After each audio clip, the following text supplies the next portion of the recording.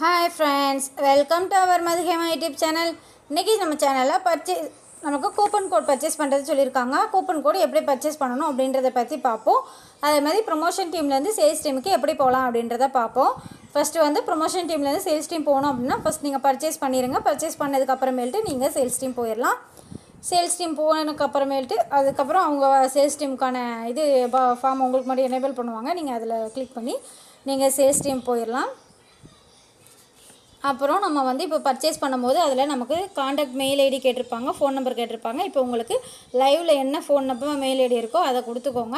நீங்கள் அதை சப்மிட் பண்ணிவிட்டு அதில் 12 hours வந்து வெயிட் பண்ணுங்கள். அதுக்குள்ளே உங்களுக்கு மெயில் வந்துடும். எப்படின்னா அவங்களோட ஒர்க்கிங் ஹவர்ஸ் வந்து 10 to 5, அதை கனெக்ட் பண்ணிக்கோங்க. அதுக்கப்புறம் அந்த மெயில் வந்ததுக்கப்புறம் மெயிலில் ஸ்டெப் பை ஸ்டெப் ப்ரொசீஜர் கொடுத்துருப்பாங்க. அதை நம்ம ஃபாலோ பண்ணணும்.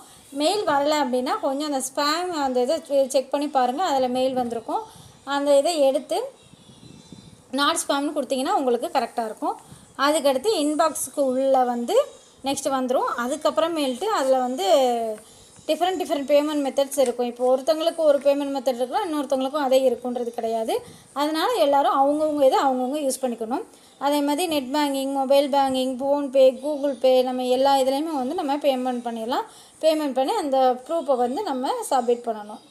எடுத்து நமக்கு சப்மிட் பண்ணோம் அப்படின்னா நமக்கு கரெக்டாக இருக்கும்.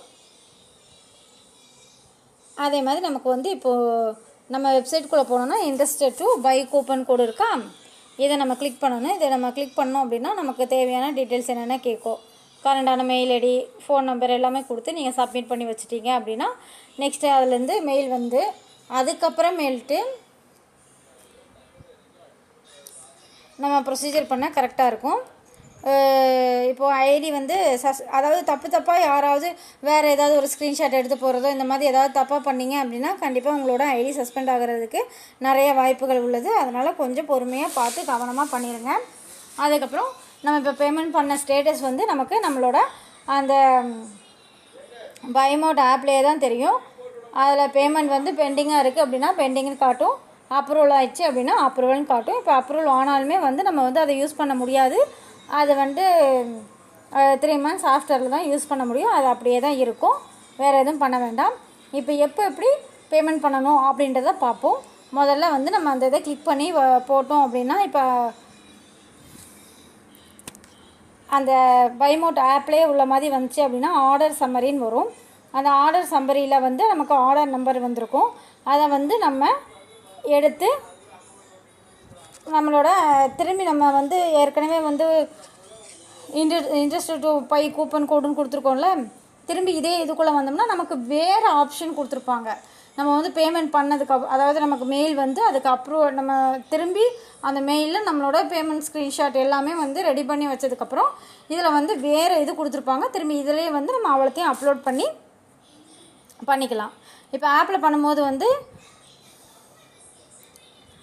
அந்த லிங்க்கை கிளிக் பண்ணி வந்தோம் அப்படின்னா நமக்கு ஆட் பட்டன் காட்டும். ஆட் பட்டன் காட்டுச்சுன்னா கிளிக் பண்ணோம் அப்படின்னா செக் அவுட் காட்டும். செக் அவுட் வந்ததுக்கப்புறம் நெக்ஸ்ட் ஆர்டர் சம்மரி வரும்.